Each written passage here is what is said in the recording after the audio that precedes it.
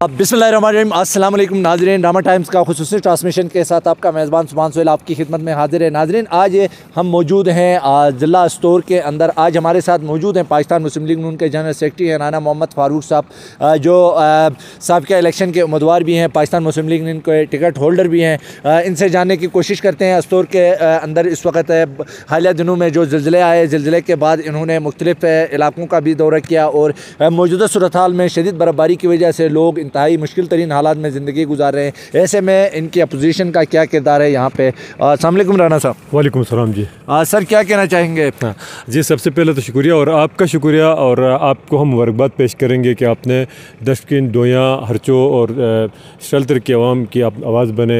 हुकूमती हलकों में आपने एक आवाज़ पहुँचाई कि यहाँ पे भी लोग बसते हैं, इन लोगों की भी मजबूरियाँ हैं, और आपने ख़ुद अपनी आँखों से देखा और हमने भी विज़िट किया था मुख्तलिफ़ इलाकों का।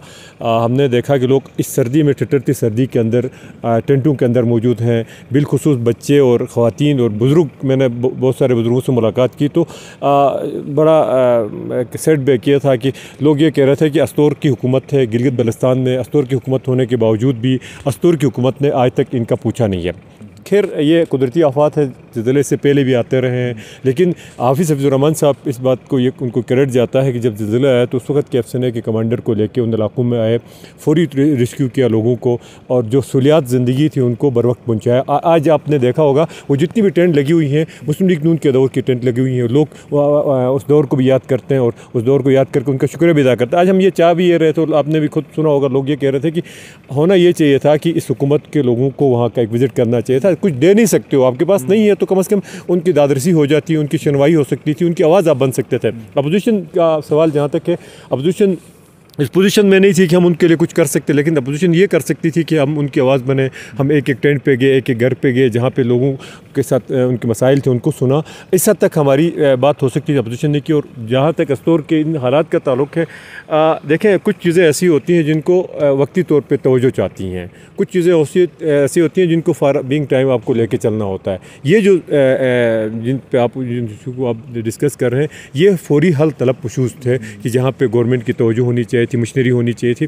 इवन आप इस बात पर अंदाज़ा लगाएं कि इस वक्त इंतज़ामिया अस्टोर के पास, पटवारी के पास भी एक गाड़ी है, वहाँ तक उनके पास प्रोटोकॉल है, डीज़ल है, गाड़ियाँ हैं। इतनी तौफीक नहीं हुई कि इंतज़ामिया को वो वहाँ जाकर लोगों की लिस्टें बनाती, लोगों से पूछती कि जनाब आपको क्या इशू है, कि लोग मतलब एक तवज्जो चाहते हैं। सिंपल बात, लोगों को तवज्जो चाहिए थी, ना इंतज़ामिया ने दिया, ना हुकूमत ने दिया, ना हुकूमत वक्त के उन ज़िम्मेदारों ने दिया। इस वक्त जफ़र मौज में भी कल भी बता रहा था, जहाँ पे पटवारी की बात करेंगे तो वहाँ पे इस वक्त हुकूमत के अंदर कोऑर्डिनेटर की एक ज़फ़र मौज बैठी हुई है। हर बंदे के पास गाड़ी, प्रोटोकॉल, सारी चीज़ें हैं। तो खुदारा यार, आपने लोगों के लिए आपको ये ओहदा मिला है, लोगों की खिदमत के लिए आपको नवाजा गया है, तो आप लोगों के पास जाएँ, उनसे पूछें। अगर मिनिस्टर साहब को फुर्सत नहीं है, CM साहब को फुर्सत नहीं है, कोऑर्डिनेटर हैं, मुशीर साहिबान हैं, एक नज़र उधर हो जानी चाहिए। मुशीर तो मेरे ख्याल में उन इलाकों में गए हैं जहाँ जहाँ मामलात इस तरह के, जो बर्फ़बारी की वजह से लोग परेशान हैं या ज़िलज़िलों की वजह से, आपकी नॉलेज में है? मुशीर, क्योंकि एक कोऑर्डिनेटर साहब से मेरी कल बात हुई तो उनका कहना ये था कि हम मुख्तलिफ जगहों में होके आए हैं लोगों की। हाँ, ये ज़रूर हुआ। कल मैं देख रहा था कि डी साहब के साथ कुछ तस्वीरों की एक सेशन हुआ था, चीलिम की हद तक क्या कहीं आगे हुआ है। मैं बात कर रहा हूँ स्पेसिफिक किस इलाके की, जहाँ पे हरचो, दोया, दशकिन, शल्तर का एरिया है। ये लोग आज टेंटों के अंदर रह रहे हैं। हाँ, जहाँ पे बर्फ़ आई है, बर्फ़ के अंदर आप गए हैं, बर्फ़ देखा होगा। बर्फ़ हमारे नेचर एक हिस्सा है, 5-5, 6-6 फुट बर्फ़ बलाई इलाकों में पड़ती है। आपने वहाँ पर अगर खिदमत की है तो अच्छी बात है, लेकिन तवज्जो यहाँ पे होनी चाहिए थी। राना साहब, क्योंकि आप अपोजिशन का किरदार अदा कर रहे हैं, तो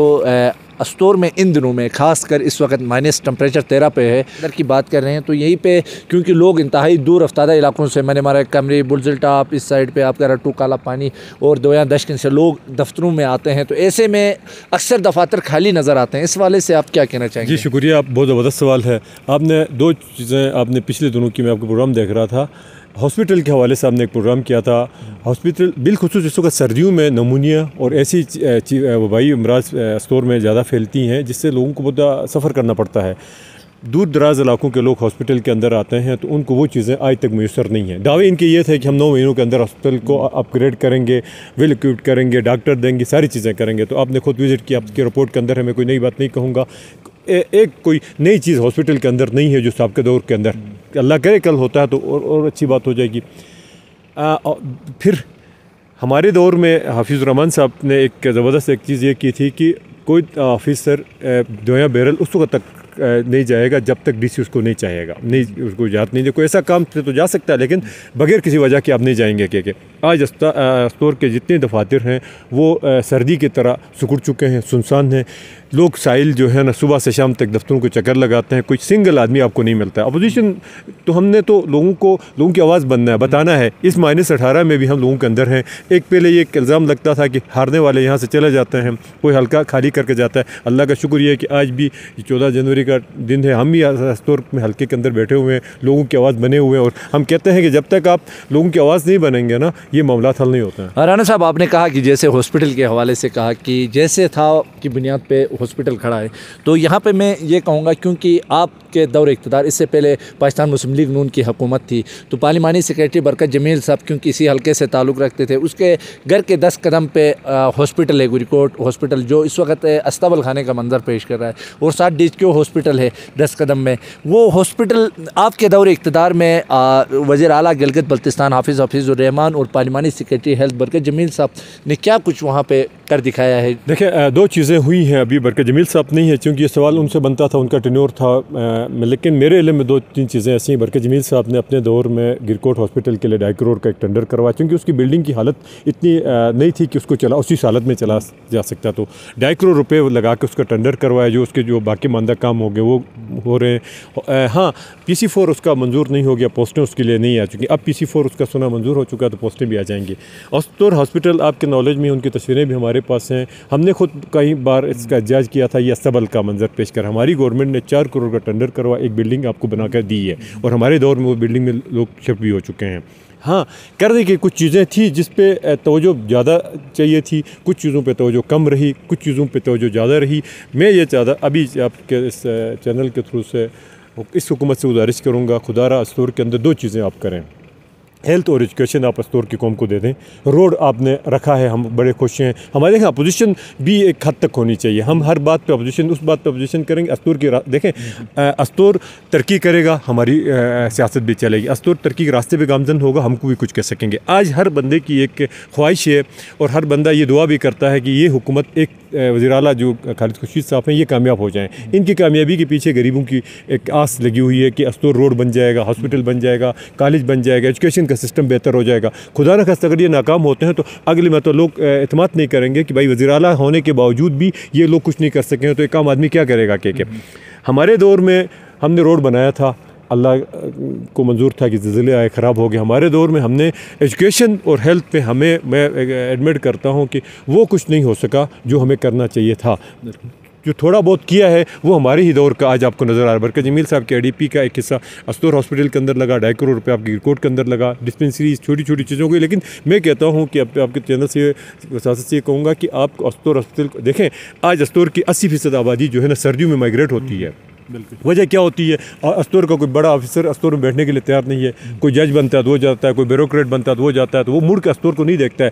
उससे एक ही सवाल करेंगे तो वो कहेगा जनाब अस्टोर में हेल्थ और एजुकेशन नहीं है। अपने बच्चों को पढ़ाने के लिए इस्लामाबाद कराची की यात्रा करते हैं और अस्टोर का हालत ये है। मैं गुजारिश ये करूँगा जितने भी साहिब इस्तात लोग हैं वो अस्टोर में रहें, अस्टोर के लोगों के साथ अपना रब्ता रखें। आप रहेंगे, आपके बच्चे अस्टोर में रहेंगे तो देखा देखी ये होगा कि अस्टोर का गरीब भी आपकी बराबर में आ जाए। आप तो अपने बच्चों को ले जाकर इस्लामाबाद कराची में पढ़ा रहे हैं, सीटों में जा रहे हैं, उस गरीब का क्या कसूर है जो अस्टोर में 12 महीने रहता है? उसको ये सहूलत चाहिए, हेल्थ भी चाहिए, एजुकेशन भी चाहिए, ताकि जो है ना इलाके के अंदर कुछ लगे कि हुकूमत है, हुकूमत कुछ कर रही है। क्या थैंक यू।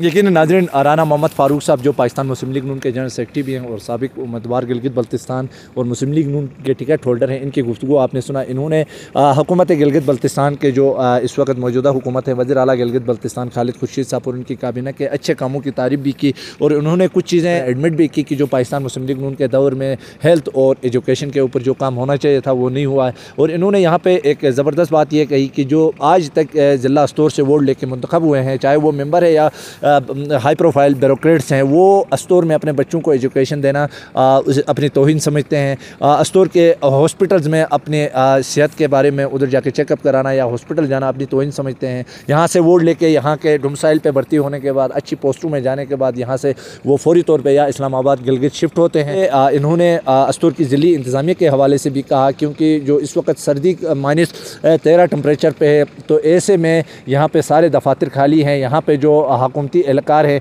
चंद 1-2 यहाँ पे जो ग्रेड 1 है उनके रहम करम पे छोड़ के गिलगित इस्लामाबाद और दीगर शहरों में हैं। तो यहाँ पे आने वाले जो साइलिन हैं उनके लिए शदीद मुश्किलात का सामना है। हुकूमत गिलगित बल्तिस्तान बिलखुसूस वज़ीर आला गिलगित बल्तिस्तान ज़िली इंतज़ामिया को ये बावर कराएँ कि यहाँ पे जो भी ऑफिसर हैं, जो लाइन डिपार्टमेंट है, हेड ऑफ़ डिपार्टमेंट है, उनको अपने दफ्तरों की में हाज़िरी को यकीनी बनाएँ। नाज़रीन, रामा टाइम्स का खुसूसी ट्रांसमिशन यहाँ पे इख्तिताम पज़ीर होता है। अपने मेज़बान सुभान सोहेल को दीजिए इजाज़त। अल्लाह निगहबान।